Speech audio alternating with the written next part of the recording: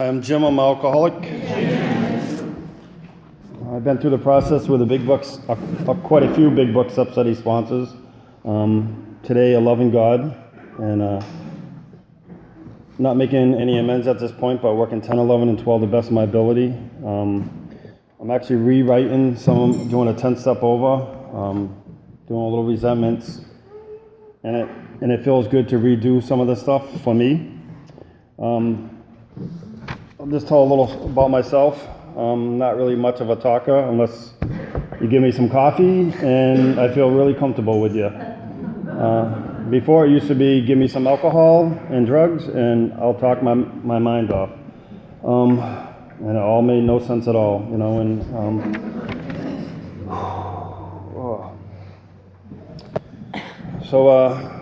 I grew up in an alcoholic home, have 7 siblings, 2 sisters, 5 brothers. Didn't grow up with one of the sisters. My sister Holly had 3 older brothers and 3 younger brothers, and she was a little pissed about that. And I was just happy I had brothers instead of sisters until we started fighting and stuff. To see my mother and father fighting all the time, I didn't understand that. Have the cops there. People getting hurt, feelings, emotions, physical.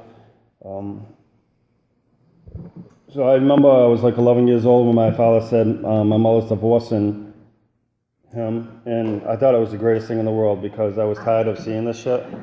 And I said I would never grow up to be like my father. And what happened was I grew up just like my father and my mother, so you get a little of both. And how is that possible when you promise yourself you're not going to do this?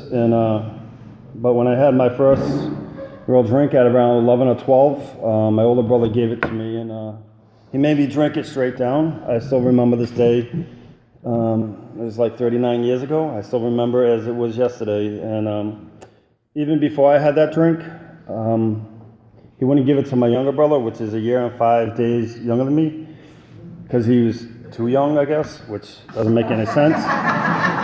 And I was the only redhead in the family, so I have a lot extended family. My mother had like 8 siblings, and my father had like 12, so I have a lot of cousins, and there wasn't many redheads. I didn't understand. No one ever said, hey, you're okay, just the way you are, So my brother Clay was a blonde head, dirty blonde, muscular, tan, and here I am, a skinny, white, red-headed bozo head. So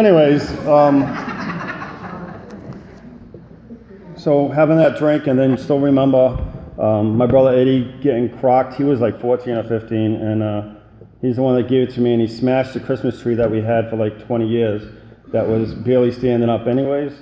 But it was what we had. We didn't have much, and we had each other, which wasn't much there either.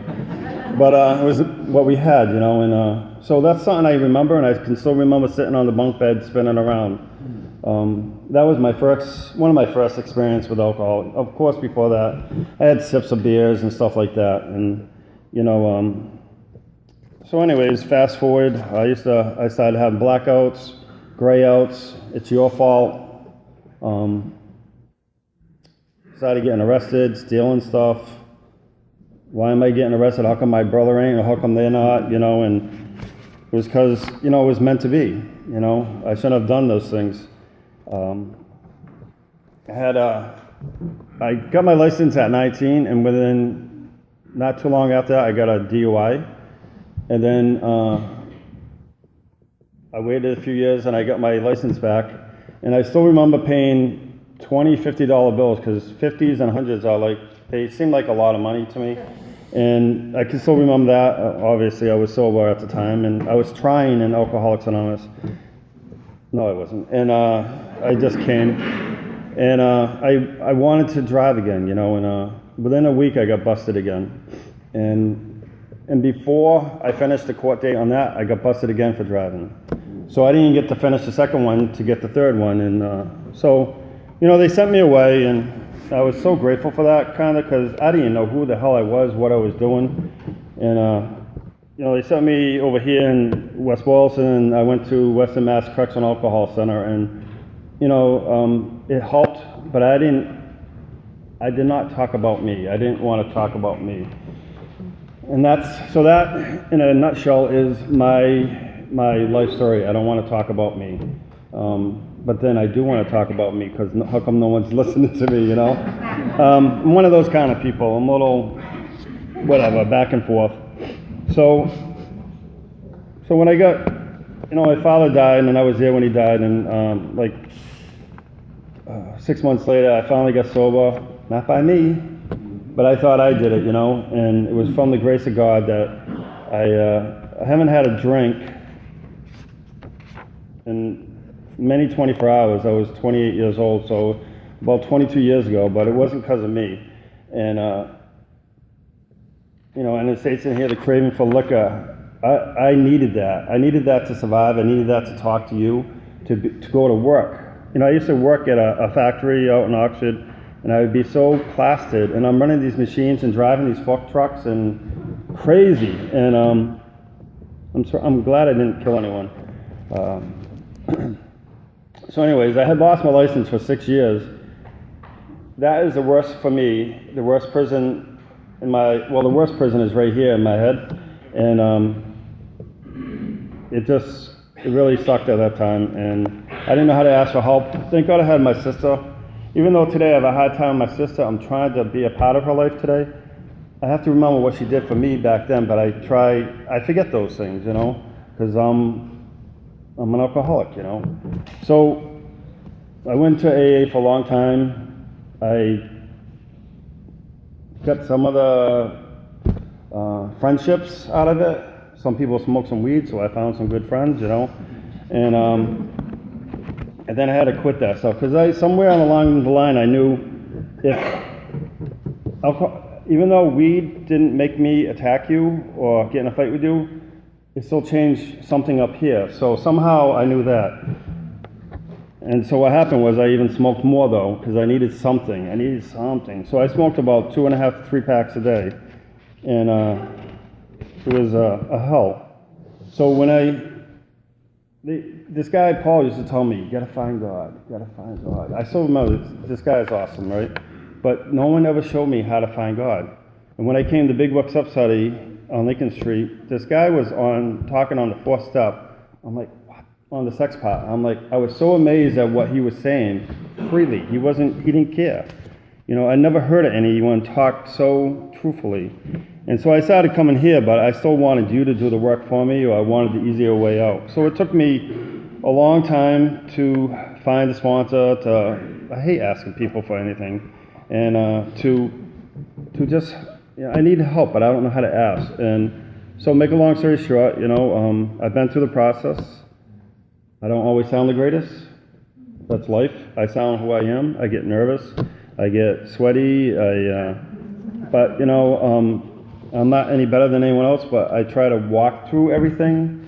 When I'm in a store with other people I'm with, I don't get nervous. But when I'm by myself, I'm thinking, they're thinking this about me and everything. Because I used to go to the store in Oxford and steal, 2 of them, and steal everything. Probably thousands of dollars. I owe a big amends on those. I have to work on that. And so that's part of my issue when I go to stores. I think people thinking I'm stealing shit. So anyway, so I'm a little lost, a little nervous, but that's okay, I never really cared for the doctor's opinion. We just read it the other night. I didn't see anything until, I see it. I have a lot underlined in my book, but I was the one I felt, because I'm always telling myself lies, that I have come to regard myself as hopeless. No one cares, no one loves me, blah, blah, blah. The victim, right? So yesterday, right, I'm saying I'm the victim. Yesterday I spent time with my aunt and uncle. They're in the 70s. My aunt's not doing well, and I love her to death, But then I spent until 6 o'clock with my uncle. We're just talking, and he gave me a little medallion that his father got when he was 30 years at this steel factory, and that meant a lot to me, And so we talked a lot, and then I went to my cousin's house. We're planning a trip somewhere to Scotland. I don't know how to plan anything, so I need other people to help me. It's in a year and a half, but we're planning before. I don't know how to do these things, So God has put people in my life to show me how to do these things. Sponsors, friends, you people. But I like it said, I'm gonna just read word after them, whatever.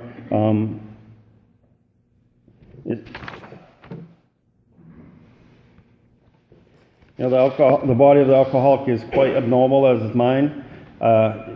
Even today, sometimes where I'm living, I'm not really happy, so I need to leave there a lot.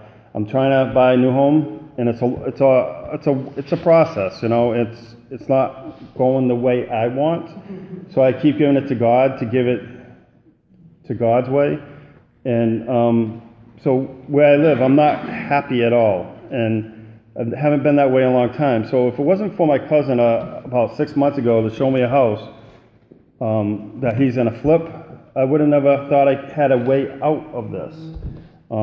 And through God, this is what's happening. And he's come with me to look at houses and show me different things to do. I would never think to look for these things. You just look around, oh yeah, it looks nice. No, he's shown me a lot of different things, I've put in wooden floors. I could never do that shit before. I helped him paint a hallway the other day. I did it because I love him for who and what he is. He doesn't owe me anything. I don't owe him, And one day he texts me and he goes, yeah, you're my brother. I love you, I'm like, I didn't know how to respond to that because he's not really my brother. And, but I do like him a lot better than my brothers, so.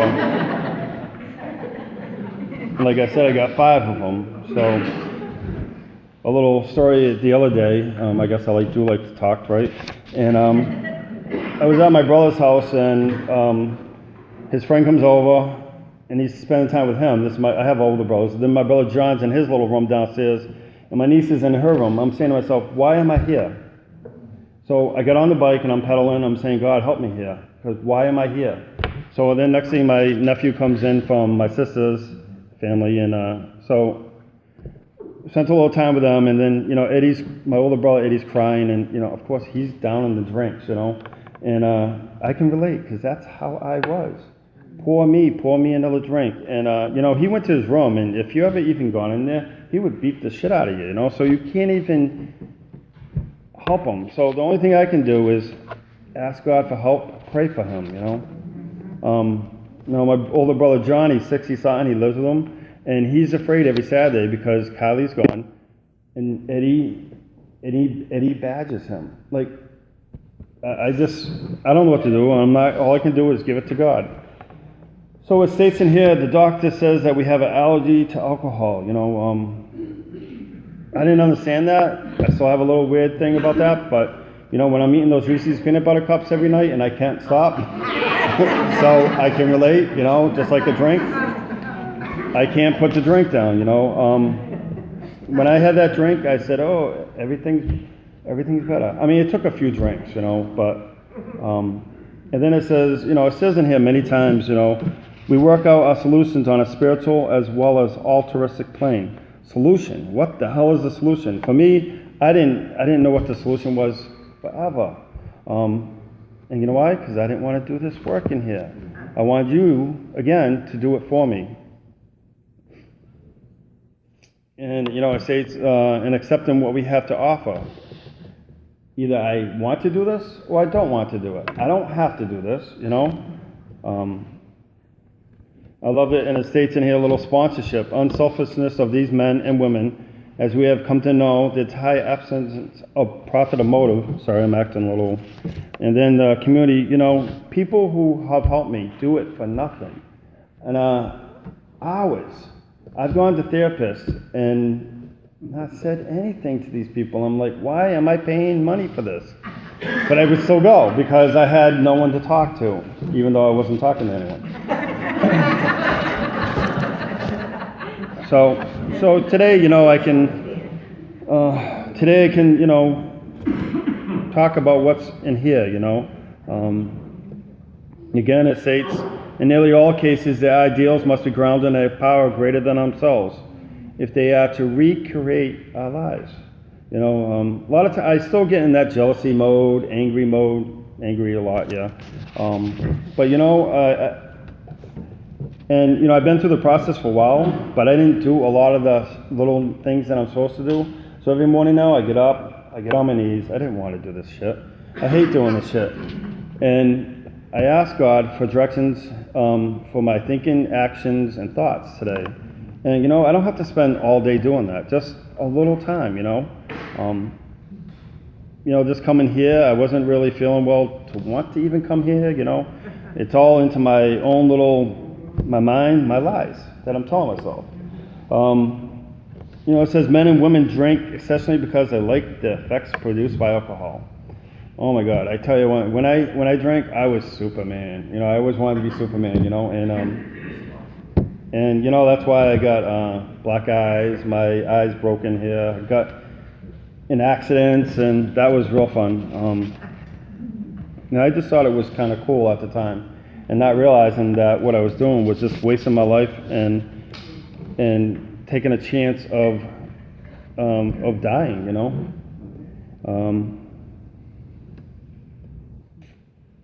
And again, it states in here, one feels that something more than human power is needed to produce the essential psychic change. And I wrote HP. For me, I need that higher power. Even though I take it back, I want it, I don't want it, please help me, What I used to say all the time to my sponsor today, I say it's hard to do. And he's like, what's hard about praying or this or that? I'm like, well, you don't know what's going on up here. And that only came, I just wrote that today, like, it's hard. Like, what's hard about it? Just sit and pause. So again, it says, what is the solution? For me, it's asking help from you guys and to help other people and to go through this work. It's not easy, I hate asking for help. I really do. So this is what I want to be one day, but I have become more than what I was. I want to become from a troubling, despairing, nervous wreck had emerged a man brimming over with self-reliance and contentment. And it's only through, again, my higher power that I can, be that. I have I don't know why I want to say this, but I have a cat that's homeless, and I've had him for a year and a half. I spent all this time with him, patience and tolerance and love that you guys taught me. He stayed underneath this bed for over 9 months and would not come out. And today he comes out. He's who God wants him to be, and it's because through my help, I've helped him. The first step he took, my bed's always clean underneath because my mother used to yell at me. So it's just got certain boxes. And my mother's been passed away for almost 30 years. So those things are hard to break sometimes. But the first step he took off, I'm like, yeah, let's do it, And then in a few little times, I forced him, just come on, I love you and everything. And then that's my will. So the reason, I don't know why, I spent a lot of time with this cat. His name was Alfie or whatever, and he's like a brown cat. So I decided the other day I'm just going to call him Handsome. Whatever. Might sound stupid to you. I don't really care today. So, in the last part is, I earnestly advise every alcoholic to read this book through, and though perhaps he came to scoff, or she, he may remain to pray. And that's what I need to do today, is pray. You guys help me with that. I've seen others say, I do this, and this, and I'm like, I'm not doing it right. I can't, it's too hard. It's not about what you're doing, it's about what I'm doing, and it's about, am I right in myself today? I feel really awesome, even though I didn't want to come up here. This is my higher power through you guys is helping me, because if you saw me when I came in here, I was, I was totally different looking too. But it's all just, sometimes I wish I had this when I first came in 20-something years ago, but I didn't. So all I got is there's 24 hours a day. And I love it. I just learned this the other day. Oh, I have a long day ahead of me. No, you have 24 hours ahead of you. That's all you got, just like everyone else. So I'd like to thank you and have a good day.